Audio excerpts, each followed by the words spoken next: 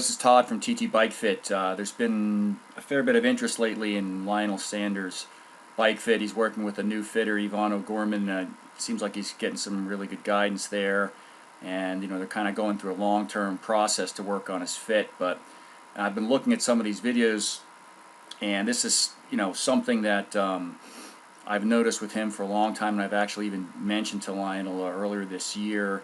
And he agrees for sure that he's basically got some mobility issues, and really I think that's potentially his biggest problem is addressing those and working on aspects of the fit to accommodate some of these problems. And I think this is something that leads into the run, potential issues so that he might have on the run as well.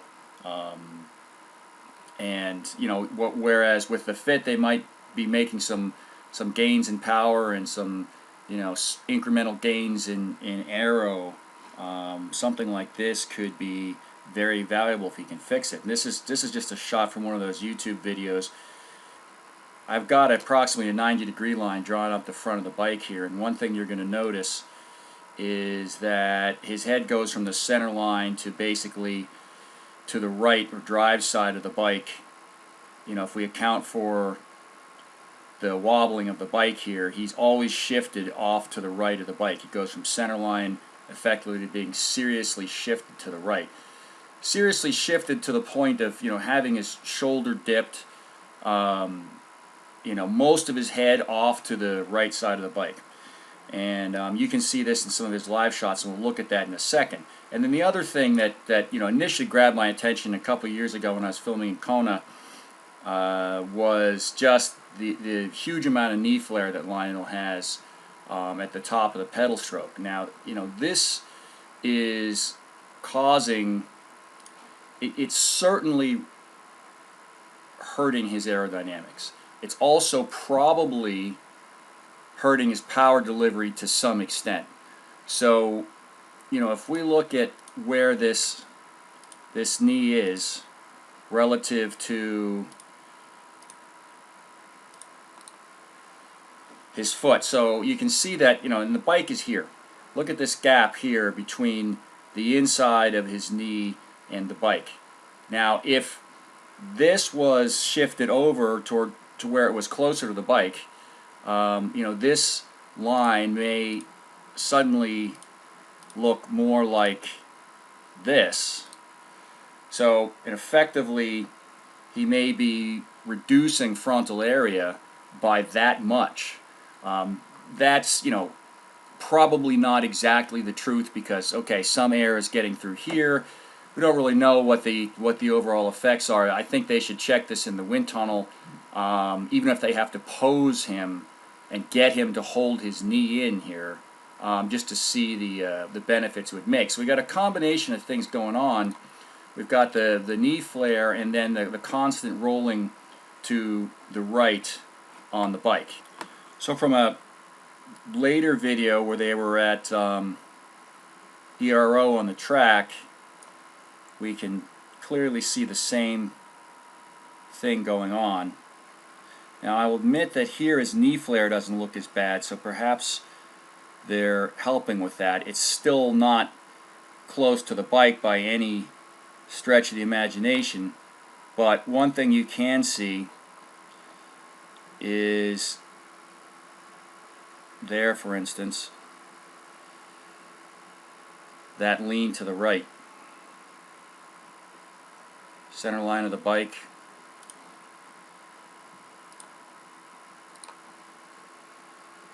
Of course, the bike just moved there. But again, pretty much we're seeing the same thing. The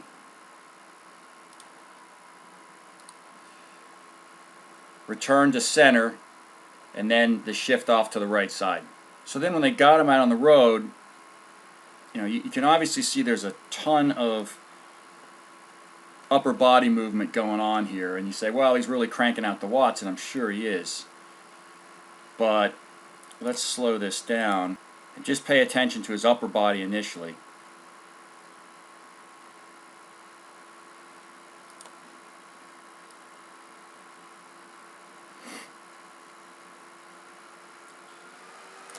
So clearly we're seeing that lean to the right and then return to the center line.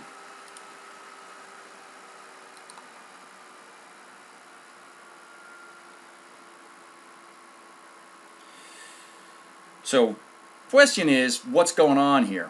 And how can this be corrected? And I can only speculate, and I have no doubt that they're probably working on this on some level. But the other thing I notice is that if you look at the pelvis area, if you focus on the upper body, I think it's clear. I think if you look at this,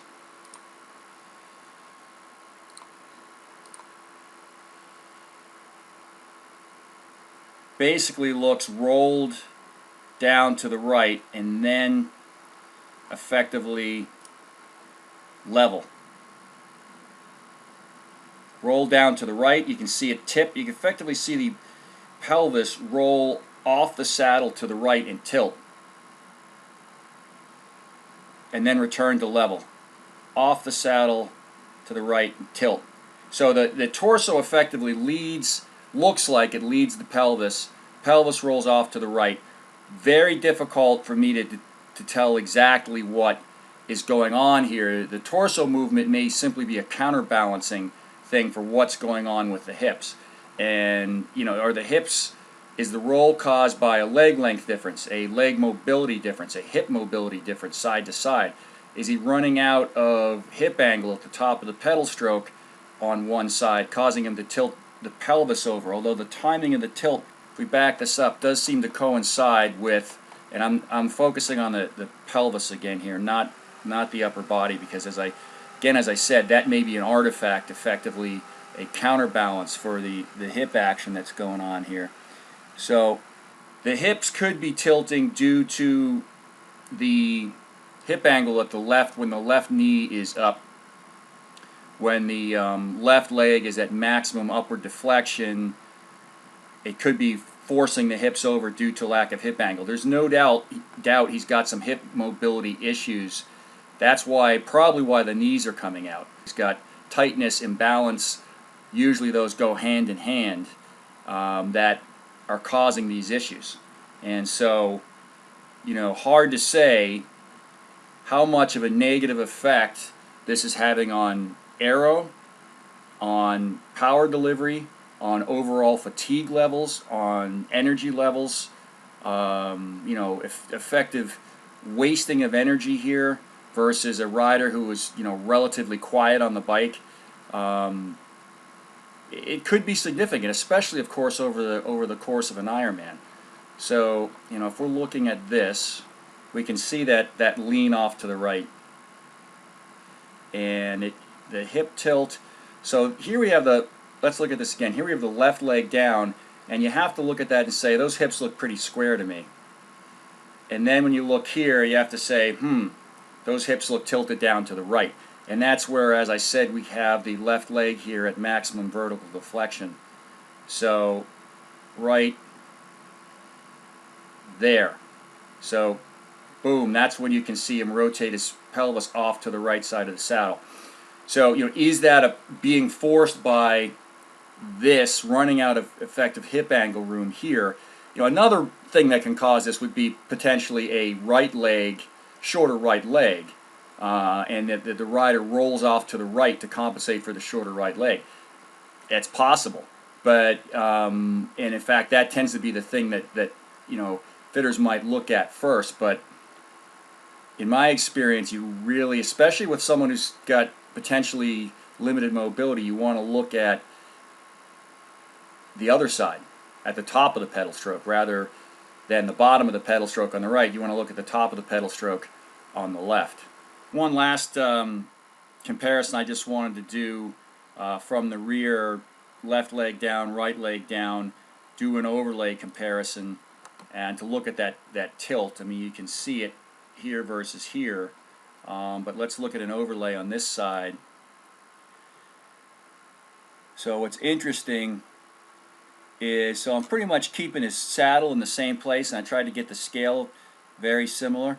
But what's interesting is you can see how far basically off to the right he's shifted when the right leg is down, and that the bike kicks off to the left effectively, versus, you know, here looking like left leg down, looking like a pretty stable position, pretty square on the bike, bike vertical, and then here.